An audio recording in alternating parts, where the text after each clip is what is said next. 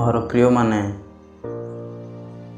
ଶୋଇବା ପୂର୍ବରୁ ଆପଣମାନେ ଈଶ୍ୱରଙ୍କୁ ପ୍ରଥମ ସ୍ଥାନ ଦିଅନ୍ତୁ। ମୋର ପ୍ରିୟମାନେ, ଆମେ ଦିନସାରା ଆଜି କାର୍ଯ୍ୟ କଲୁ। ଅନେକ ସମୟରେ ଅନେକ ପ୍ରକାର ଦୁର୍ଘଟଣା, ଅନେକ ସମସ୍ୟା, ଅନେକ ପ୍ରତିବନ୍ଧକ ଥିଲେ ସୁଦ୍ଧା ପ୍ରଭୁ ଆମମାନଙ୍କୁ ରକ୍ଷା କଲେ। ସେ ଆମମାନଙ୍କର ସାହାଯ୍ୟକାରୀ ହେଲେ। ଆମମାନଙ୍କର ଚତୁଃପାର୍ଶ୍ୱରେ ସେ ଆମମାନଙ୍କର ରକ୍ଷାକାରୀ ହେଲେ। ମୋର ପ୍ରିୟମାନେ, କିନ୍ତୁ ପରମେଶ୍ୱରଙ୍କୁ ଆମମାନେ ଗୋଟିଏ ସେକେଣ୍ଡ, ଗୋଟିଏ ମିନିଟ୍ ମଧ୍ୟ ଆମମାନେ ତାହାକୁ ଧନ୍ୟବାଦ ଦେଇପାରୁନୁ। ମୋର ପ୍ରିୟମାନେ, ଏ ରାତ୍ର ସମୟର ପ୍ରାର୍ଥନାକୁ ଆରମ୍ଭ କରିବା ପୂର୍ବରୁ ମୁଁ ଆପଣମାନଙ୍କୁ ଅଳ୍ପ କିଛି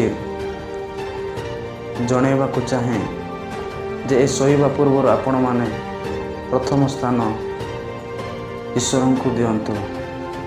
ନିଜ ଜୀବନକୁ ସମୀକ୍ଷା କରନ୍ତୁ ତାହାଙ୍କଠାରେ।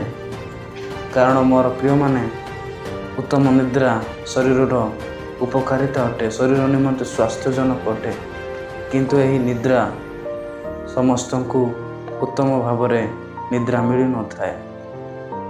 ମୋର ପ୍ରିୟମାନେ, ଅନେକ ଲୋକ ଶୋଇବା ପୂର୍ବରୁ, ଶୋଇବା ସମୟରେ ଅନେକ ପ୍ରକାର ଖରାପ ସ୍ୱପ୍ନ ଦେଖିଥାନ୍ତି। ଅନେକ ଲୋକ ଶୋଇବା ସମୟରେ ଅଧା ନିଦାରୁ ସେମାନଙ୍କ ନିଦ୍ରା ଭାଙ୍ଗି ଯାଇଥାଏ। ଅନେକ ଲୋକ ଅନେକ ପ୍ରକାର ଭୟଭୀତ ହୁଅନ୍ତି, କାରଣ ସେମାନଙ୍କର ନିଦ୍ରାର ଅସମ୍ପୂର୍ଣ୍ଣତା ସକାଶୁ ସେମାନେ ରୋଗଗ୍ରସ୍ତ ହୁଅନ୍ତି। ମୋର ପ୍ରିୟମାନେ, ଗୋଟେ ଉତ୍ତମ ନିଦ୍ରା ଶରୀରର ପ୍ରଚୁର ଭାବରେ ଏକ ସ୍ୱାସ୍ଥ୍ୟଜନକ ଅଟେ। କିନ୍ତୁ ଏହି ନିଦ୍ରାକୁ ସମସ୍ତେ ସ୍ୱାସ୍ଥ୍ୟ ନିଦ୍ରାକୁ ପାଇପାରନ୍ତି ନାହିଁ। ମୋର ପ୍ରିୟମାନେ, ଆମମାନଙ୍କୁ ବାଇବଲ କହେ ଯେ ଆପଣମାନଙ୍କ ସମ୍ମୁଖରେ ମୁଁ ଅଳ୍ପ କିଛି ବାକ୍ୟ ରଖିବାକୁ ଚାହେଁ। ଆପଣମାନେ ମୋ ସହିତ ଖୋଲନ୍ତୁ ହିତୋପଦେଶ 3 ପର୍ବ, ତାର 24 ପଦ ଏବଂ 25 ପଦ। ଏଠାରେ ଲେଖା ଅଛି, ମୋର ପ୍ରିୟମାନେ, ଶୟନ କାଳରେ ତୁମ୍ଭର ଆଶଙ୍କା ହେବ ନାହିଁ। ହଁ, ତୁମ୍ଭେ ଶୟନ କରିବ ଓ ତୁମ୍ଭର ନିଦ୍ରା ସୁଖଜନକ ହେବ। ଏଠାରେ କହୁଅଛନ୍ତି ମୋର ପ୍ରିୟମାନେ, ଶୟନ କାଳରେ ତୁମ୍ଭର ଆଶଙ୍କା ହେବ ନାହିଁ। ମୋର ପ୍ରିୟମାନେ, ଶୟନ କାଳରେ ତୁମ୍ଭର ଆଶଙ୍କା ହେବ ନାହିଁ। ଅନେକ ଶୋଇବା ସମୟରେ ଅନେକ ପ୍ରକାର ଖରାପ ସ୍ୱପ୍ନ ଦେଖି ସେମାନେ ହଠାତ୍ ଭୟଗ୍ରସ୍ତ ହୋଇଥାନ୍ତି। ସେମାନେ ଅନେକ ପ୍ରକାର ଆଶଙ୍କା ବା ଚିନ୍ତାକୁ ନେଇ ସେମାନେ ଭୋଜଗ୍ରସ୍ତ ହୁଅନ୍ତି, ଯାହାଫଳରେ ସେମାନଙ୍କର ନିଦ୍ରା ଭାଙ୍ଗି ଯାଇଥାଏ ଏବଂ ସେମାନେ ସୁଖଜନକ ନିଦ୍ରାକୁ ପାଇପାରିନଥାନ୍ତି। ମୋର ପ୍ରିୟମାନେ, ଏଠାରେ ବାକ୍ୟ ଆମମାନଙ୍କୁ କହେ ଯେ ଶୟନ କାଳରେ ଆଶଙ୍କା ହେବ ନାହିଁ। ହଁ, ତୁମ୍ଭେ ଶୟନ କରିବ ଓ ତୁମ୍ଭର ନିଦ୍ରା ସୁଖଜନକ ହେବ। ତୁମ୍ଭେ ଶୟନ କରିବ ଓ ତୁମ୍ଭର ନିଦ୍ରା ସୁଖଜନକ ହେବ। ମୋର ପ୍ରିୟମାନେ, ଆଜିକାଲି ଏହି ପୃଥିବୀରେ ଆମେ ଦେଖିବା ଅନେକଙ୍କର ଶୋଇବାର ଉତ୍ତମ ସ୍ୱାସ୍ଥ୍ୟ, ଶୋଇବା ପାଇଁ ସେମାନେ ଉତ୍ତମ ନିଦ୍ରାକୁ ପାଇପାରୁନାହାନ୍ତି। କାରଣ କାହିଁକି ନା ସେମାନେ ଏ ଜଗତର ଚିନ୍ତାଧାରାକୁ, ଏ ଜଗତର ଲାଳସାକୁ ସେମାନେ ସବୁବେଳେ ପଛରେ ଘୋଡ଼େଇ ଅଛନ୍ତି। ମୋର ପ୍ରିୟମାନେ, ଆମେମାନେ 25 ପଦରେ ମଧ୍ୟ ଦେଖୁ, ହଠାତ୍ ଉତ୍ପନ୍ନ ଆଶଙ୍କା କିମ୍ବା ଦୁଷ୍ଟମାନଙ୍କ ଉପସ୍ଥିତି ବିନାଶ ଭୟ କର ନାହିଁ, ଯେହେତୁ ସଦା ପ୍ରଭୁ ତୁମ୍ଭର ବିଶ୍ୱାସ ଭୂମି ହେବେ। ସେ ତୁମ୍ଭର ପାଦ ଫାନ୍ଦରୁ ରକ୍ଷା କରିବେ। ମୋର ପ୍ରିୟମାନେ, ସଦାପ୍ରଭୁ ଆମ୍ଭମାନଙ୍କର ବିଶ୍ୱାସ ଭୂମି ଅଟନ୍ତି। କାରଣ ଯେଉଁମାନେ ଯୀଶୁଖ୍ରୀଷ୍ଟଙ୍କ ଠାରେ ବିଶ୍ୱାସ ରଖନ୍ତି, ସେ ସେମାନଙ୍କର ଉଦ୍ଧାରକର୍ତ୍ତା, ସେ ସେମାନଙ୍କର ପରିତ୍ରାଣକର୍ତ୍ତା। କାରଣ ଯୀଶୁଖ୍ରୀଷ୍ଟ ଏ ଜଗତକୁ ଜନ୍ମ ହେଲେ, ଆମମାନଙ୍କର ପାପର ଭାରକୁ ସେ ବହନ କଲେ, କାଳବରୀ କ୍ରୁଶରେ ସେ ନିଜର ସେହି ପବିତ୍ର ରକ୍ତକୁ ଝରାଇଲେ। ମୋର ପ୍ରିୟମାନେ, କେବଳ ଆମମାନଙ୍କର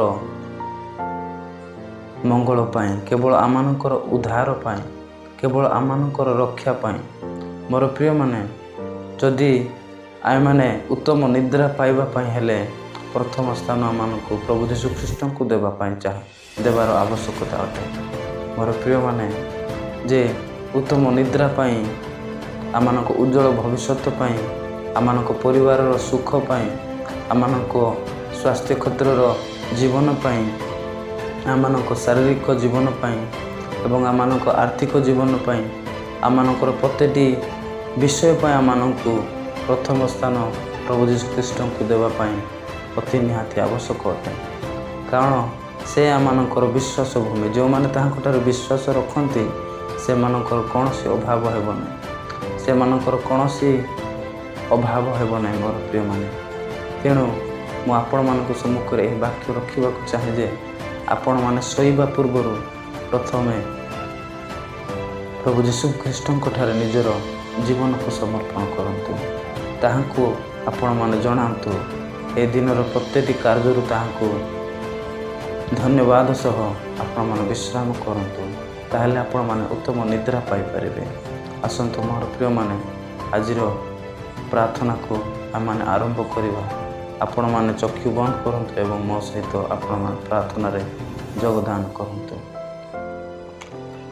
ଧନ୍ୟବାଦ ଧନ୍ୟବାଦ ପବିତ୍ର ପବିତ୍ର ମଙ୍ଗଳମୟ ପ୍ରିୟ ପବିତ୍ର ପରମେଶ୍ୱର ପିତା, ପ୍ରଭୁ ଆମମାନଙ୍କୁ ଏହି ଦିନ ସାରା ରକ୍ଷା କରିଅଛ ଅନେକ ଆପଦ ବିପଦ ସମସ୍ୟାରୁ, ଅନେକ ବିପଦରୁ ଆମମାନଙ୍କୁ ରକ୍ଷା କରି ଏହି ରାତ୍ର ସମୟରେ ପ୍ରଭୁ ଆମମାନଙ୍କୁ ବିଶ୍ରାମ କରିବା ପାଇଁ ଏକ ସୁନ୍ଦର ସମୟ ଦେଇଅଛ ବାପା। ପ୍ରଭୁ ଏହିପରି ଦିନକୁ ଏହିପରି ସମୟକୁ ଅନେକ ଲୋକ ପାଇବା ପାଇଁ କେତେ ଯେ ଆଶାରେ ସେମାନେ ପ୍ରଭୁ ବଞ୍ଚି ରହୁଛନ୍ତି, କିନ୍ତୁ ସେମାନେ ଏପରି ସୁଯୋଗ ଏପରି ସମୟକୁ ପାଇପାରିନାହାନ୍ତି ବାପା। କିନ୍ତୁ ତୁମରି ଦୟା ତୁମରି କରୁଣା ସକାଶୁ ଆମମାନଙ୍କୁ ଏହି ଦିନଟି ଦେଇଅଛ ବାପା, ଏହି ସମୟଟି ଦେଇଅଛ ବାପା। କେବଳ ତୁମ ଅସୀମ କରୁଣା ସକାଶୁ ଆମମାନଙ୍କୁ ଏହି ଦିନ ଦେଇଅଛ ବାପା। ପ୍ରଭୁ ଏ ରାତ୍ର କାଳ ସମୟରେ ଶୋଇବା ସମୟରେ ଆମମାନେ ଅନେକ ପ୍ରକାର ଖରାପ ଚିନ୍ତାଧାରା ଆମମାନଙ୍କ ମନରେ ଆସିଥାଏ। ପ୍ରଭୁ ଅନେକ ପ୍ରକାର ଖରାପ ସ୍ୱପ୍ନ ଆମମାନଙ୍କୁ ଆସି ଭୟଭୀତ କରିଥାଏ। ତହିଁରୁ ଆମମାନଙ୍କୁ ତୁମେ ରକ୍ଷା କର, ଆମମାନଙ୍କୁ ତୁମେ ଉଦ୍ଧାର କର ବାପା। ପ୍ରଭୁ ଅନେକ ଆମମାନଙ୍କ ଜୀବନକୁ ଏହି ଶାରୀରିକ ଏବଂ ଏହି ଜାଗତିକ ଚିନ୍ତାଧାରା ଆମମାନଙ୍କୁ ସବୁବେଳେ ଆମମାନଙ୍କୁ ତୁମଠାରୁ ଦୂରୀକୃତ କରେ ବାପା। ପ୍ରିୟ ସ୍ୱର୍ଗୀୟ ପିତା, ପ୍ରଭୁ ମୋ ସହିତ ଯେତେ ବି ଭାଇମାନେ ଏ ପ୍ରାର୍ଥନାକୁ ଶୁଣୁଅଛନ୍ତି ଏବଂ ଏହି ଭିଡ଼ିଓ ମାଧ୍ୟମରେ ଜଡ଼ିତ ହୋଇଅଛନ୍ତି, ସେ ପ୍ରତ୍ୟେକଙ୍କୁ ତୁମ ହସ୍ତରେ ସମର୍ପଣ କରେ ବାପା। ସେମାନଙ୍କ ଜୀବନକୁ ତୁମ ହସ୍ତରେ ସମର୍ପଣ କର। ତୁମ ହାତ ପାପୁଲିରେ ସେମାନଙ୍କ ଜୀବନକୁ ସମର୍ପଣ କରେ ବାପା। ଏ ରାତ୍ର ସମୟରେ ସେମାନଙ୍କୁ ତୁମେ ସୁଖ ନିଦ୍ରା ସୁଖ ସ୍ୱପ୍ନ ଦେଇ, ପ୍ରଭୁ ଯୋସେଫଙ୍କୁ ଯେଉଁ ଉତ୍ତମ ସ୍ୱପ୍ନ ଦେଇ ତୁମେ ମିଶ୍ରର ରାଜା ଭାବରେ ତୁମେ ମନ୍ତ୍ରୀ ଭାବରେ ତୁମେ ତାକୁ ନିଯୁକ୍ତ କଲ, ଏକ ଉଜ୍ଜଳ ଭବିଷ୍ୟତର ସ୍ୱପ୍ନ ତୁମେ ଦେଇ ତାଙ୍କ ଜୀବନକୁ ଆଶୀର୍ବାଦ କଲ। ସେହିପରି ବାପା ଏହି ବାକ୍ୟକୁ ଯେଉଁମାନେ ଏହି ପ୍ରାର୍ଥନାକୁ ଯେଉଁମାନେ ଶୁଣୁଅଛନ୍ତି, ସେ ପ୍ରତ୍ୟେକ ଭାଇମାନଙ୍କ ଜୀବନରେ ତୁମେ କାର୍ଯ୍ୟ କର। ଏକ ଉତ୍ତମ ସ୍ୱପ୍ନ ସେମାନଙ୍କ ଜୀବନରେ ଦିଅ ପ୍ରଭୁ। କୌଣସି ପ୍ରକାରେ ଅନେକ ଶୈତାନର ଅନେକ ଶତ୍ରୁତାର ଅନେକ ପ୍ରକାର ସମସ୍ୟା ପ୍ରତିବନ୍ଧକ ଥାଏ, ମୁଁ ଏହି ସମୟରେ ପ୍ରଭୁ ଧମକ ଦେଉ ଯୀଶୁଙ୍କ ନାମରେ ତାହା ତୁମେ ଦୂର କରିଦିଅ ବାପା। ଏକ ସୁଖ ଶାନ୍ତି ଜୀବନ ସେମାନଙ୍କ ଜୀବନରେ, ଏକ ଉଜ୍ଜଳ ଭବିଷ୍ୟତ ସେମାନଙ୍କୁ ତୁମେ ଦିଅ ବାପା।